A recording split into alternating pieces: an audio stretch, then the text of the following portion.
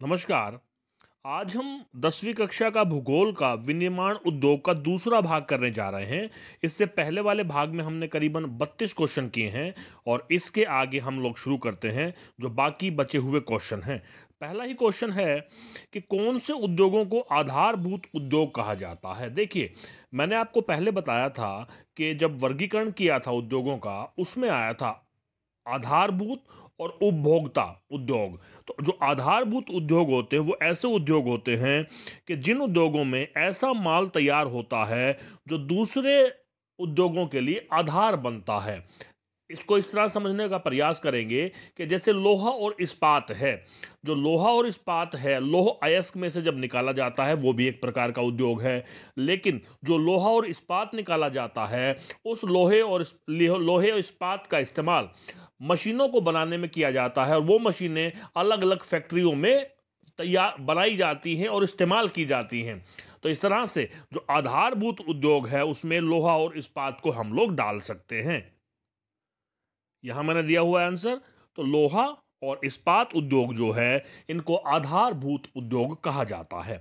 दूसरी बात है कि जब लोहा तथा इस्पात उद्योग होता है उसमें तीन चीज़ों का इस्तेमाल होता है। लौह अयस्क, जिसमें से लोहा और इस्पात को लिया जाता है, कोकिंग कोल जिसका इस्तेमाल किया जाता है, और चूना पत्थर। इनको एक निश्चित अनुपात में लिया जाता है, तब जाकर के हमें लोहा और इस्पात प्राप्त होता है। तो ये जो है उसमें 4 भाग हम लौह अयस्क के लेते हैं, 2 भाग कोकिंग कोयल के लेते हैं और 1 भाग चूना पत्थर का लेते हैं। इस तरह से जो इसका ये 4 रेशो जो अनुपात बनता है वो बनता है 4:2:1। 4 लौह अयस्क, 2 कोकिंग कोल और 1 चूना पत्थर। अक्सर ये सवाल पूछा जाता है। अगला सवाल है, इस्पात को कठोर बनाने के लिए किसकी आवश्यकता होती है। हम देखेंगे कि जब भी लोहा और इस्पात तैयार किया जाता है तो उसमें कुछ मात्रा मैग्नीज की मिलाई जाती है ताकि जो इस्पात तैयार हो वो कठोर हो। अगला सवाल है, स्पंज लोह का सबसे बड़ा उत्पादक कौन सा देश है। ये बड़ा इंपॉर्टेंट सवाल अक्सर पूछा जाता है। तो जो भारत है वो स्पंज लोह का सबसे ज़्यादा उत्पादन करने वाला देश है। इस्पात का सबसे ज़्यादा मात्रा में उत्पादन कौन सा देश करता है। चाइना करता है। और आपको यहाँ जान लेना चाहिए कि चाइना ही वो देश है जो सबसे ज़्यादा प्रति व्यक्ति जो खपत होती है इस्पात की वो करता है। तो सबसे ज़्यादा इस्पात का उत्पादन चीन में होता है। अगला सवाल है, 2016 में इस्पात की प्रति व्यक्ति खपत भारत में क्या थी। ये बहुत ही कम रहती है। इसके पीछे बहुत सारे कारण हैं। जब आपने अध्याय को पढ़ा होगा तो ये देखा होगा कि हमारे हमारे भारत में जो इस्पात की खपत है वो दूसरे देशों के मुकाबले में काफ़ी कम है।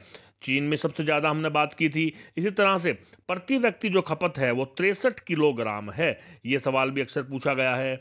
आगे हम लोग चलते हैं कि जब हमने ये 2016 की बात करी है तो 2016 में जो प्रति व्यक्ति खपत है वो 63 किलोग्राम थी। इसी समय में पूरे विश्व में अगर प्रति व्यक्ति औसत इस्पात की हम लोग देखते हैं तो वो क्या थी, इसको जानते हैं। ये थी उस समय में, देखिए, 208 किलोग्राम। जिस समय में 2016 की जो हम बात कर रहे हैं, प्रति व्यक्ति जो खपत थी भारत में 63 किलोग्राम थी, उसी समय में पूरे के पूरे विश्व में ये 208 किलोग्राम खपत हुआ करती थी। उसके बाद है, रसायन उद्योग की भारत के सकल घरेलू उत्पाद में कितनी भागीदारी है। यहां पर जो ये शब्द इस्तेमाल हुआ है, सकल घरेलू उत्पाद, ये आप लोगों को जान लेना चाहिए। देखिए, हमने जब इस अध्याय को शुरू किया था पहले वाले भाग में तो हमने 3 तरह के अर्थव्यवस्था के क्षेत्रकों के बारे में बात की थी, प्राथमिक, द्वितीयक और तृतीयक क्षेत्रक।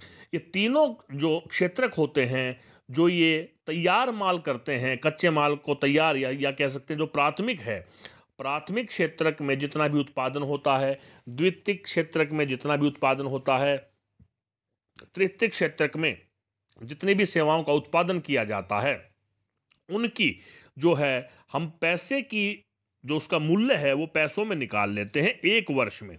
जितना भी उत्पादन तैयार माल का, तैयार सेवाओं का, मैं फिर से बताता हूँ। प्राथमिक क्षेत्रक में जैसे खेती में कितनी खेती हुई है, गेहूं कितना हुआ है, ये सारी चीज़ें। द्वितीयक में उद्योगों में कितना माल तैयार हुआ है। तृतीयक में जो सेवाएं होती हैं, बैंकिंग है, बीमा है, इन सब की जो उत्पादन होता है उन सब को का मूल्य निकाल लिया जाता है पैसे में एक वर्ष में, वो हमारा सकल घरेलू उत्पाद होता है, जिसको जीडीपी अंग्रेजी में कहते हैं, ग्रोस डोमेस्टिक प्रोडक्ट। तो ये जो रसायन का उद्योग है, केमिकल जो फैक्ट्रीज हैं, उसका सकल घरेलू उत्पाद में 3% रोल रहता है। अगर सकल घरेलू उत्पाद 100 है तो उसमें जो 3 का हिस्सा है वो रसायन उद्योग का है। आगे चलते हैं। सीमेंट उद्योग की ज़्यादातर इकाइयाँ किस राज्य में लगाई जाती है? गुजरात में, क्योंकि कच्चा माल अवेलेबल होता है, इसलिए सीमेंट उद्योग की ज़्यादातर इकाइयाँ गुजरात में लगाई गई हैं। सूरत सूती वस्त्र उद्योग किस राज्य में है? सूरत जो नाम से पता लग रहा है, सूरत जो राज्य है वो गुजरात में स्थित है। इस तरह से जो सूरत सूती वस्त्र उद्योग है वो गुजरात में है। उसके बाद है पहला सीमेंट उद्योग कब और कहां पर लगा? तो 1904 में चेन्नई में सबसे पहला सीमेंट उद्योग लगा था। उसके बाद है भारत की इलेक्ट्रॉनिक राजधानी के रूप में किसे जाना जाता है? बेंगलुरु को, जो कर्नाटक की राजधानी है। तो ये सवाल अक्सर पूछा गया है। इलेक्ट्रॉनिक राजधानी, ये कंपटीशन के एग्जाम में भी अक्सर पूछ लिया जाता है कि इलेक्ट्रॉनिक राजधानी के रूप में हम किस शहर को मानते हैं, तो ये बेंगलुरु है। उसके बाद है कौन सा उद्योग चूना पत्थर को कच्चे माल के रूप में प्रयुक्त करता है? तो ये हमें पता है कि सीमेंट में चूना पत्थर को कच्चे माल के रूप में इस्तेमाल किया जाता है। इसी तरह से अगला सवाल है कि कौन सा उद्योग बॉक्साइट को कच्चे माल के रूप में इस्तेमाल करता है? एल्यूमिनियम। आगे चलते हैं। कौन सा उद्योग दूरभाष कंप्यूटर आदि संयंत्र को निर्मित करते हैं? तो ये जो उद्योग हैं, कौन से उद्योग हैं? इलेक्ट्रॉनिक। इन सब चीज़ों का निर्माण किया जाता है, तो इलेक्ट्रॉनिक उद्योग है। उसके बाद है भारत में रूस के सहयोग से स्थापित 2 लोहा इस्पात कारखानों के नाम कौन कौन से हैं? तो रूस की सहायता से हमने भिलाई स्टील प्लांट जो छत्तीसगढ़ में है, ये सवाल बनता है कि भिलाई स्टील प्लांट कहाँ पर स्थित है? छत्तीसगढ़ में। इसी तरह से बोकारो जो स्टील प्लांट है झारखंड में स्थित है। और एक ये सवाल बनता है कि रूस के सहयोग से हमने कौन कौन से 2 लोहा इस्पात कारखाने तैयार किए हैं? तो भिलाई स्टील प्लांट छत्तीसगढ़ और बोकारो स्टील प्लांट झारखंड। अगला है कि railway diesel engine Uttar Pradesh के किस शहर में बनाए जाते हैं? तो जो रेलवे डीजल इंजन है वो वाराणसी, जिसको पहले बनारस के नाम से जाना जाता था, उत्तर प्रदेश का ये शहर है जहां पर रेलवे डीजल इंजन बनाए जाते हैं। अगला सवाल है इस्पात का सबसे बड़ा उत्पादक तथा सर्वाधिक वार्षिक खपत वाला देश कौन सा है?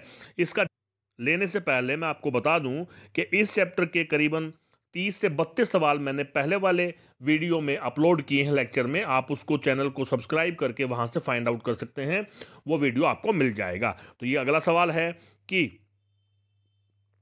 इस्पात का सबसे बड़ा उत्पादक तथा सर्वाधिक वार्षिक खपत वाला देश कौन सा है? मैंने पहले भी बताया था आपको, ये है चीन। ठीक है, सर्वाधिक उत्पादन भी यहाँ होता है, सर्वाधिक खपत भी यहाँ पर होती है। अब भारत में उद्योगों का योजनाबद्ध विकास कब से आरंभ हुआ था? हमारा देश 1947 में आज़ाद हुआ था और हमने ये महसूस किया कि हमारे देश का आर्थिक विकास करना है तो उसके लिए उद्योगों का विकास करना आवश्यक है। इसीलिए 1951 में हमने उद्योगों का योजनाबद्ध तरीके से विकास करना प्रारंभ कर दिया। उसके बाद सवाल है कि ध्वनि प्रदूषण से कौन कौन से 2 रोग उत्पन्न हो सकते हैं? ध्वनि प्रदूषण से श्रवण क्षमता पर फर्क पड़ता है और उच्च रक्तचाप, जिसको हाई बीपी भी कहते हैं, बीपी की प्रॉब्लम जो होती है वो हो जाती है। तो ये 2 हैं, ये 2 एक नंबर के वैसे ही पूछे गए हैं। 2 नंबर का सवाल भी आ सकता है कि ध्वनि प्रदूषण से होने वाले रोग, ध्वनि क्षमता पर फर्क पड़ता है और उच्च रक्तचाप होता है। इस तरह से ये करीबन 53 सवाल हैं। इसके बाद जितने भी भूगोल के 2 चैप्टर बचे हैं 2021 के हिसाब से, मैं उन सब के जो ऑब्जेक्टिव क्वेश्चंस हैं उनको अपलोड कर दूंगा। अगर आप उन्हें देखना चाहते हैं तो इस चैनल को सब्सक्राइब कर लें। तब तक के लिए नमस्कार, जय हिंद, जय भारत।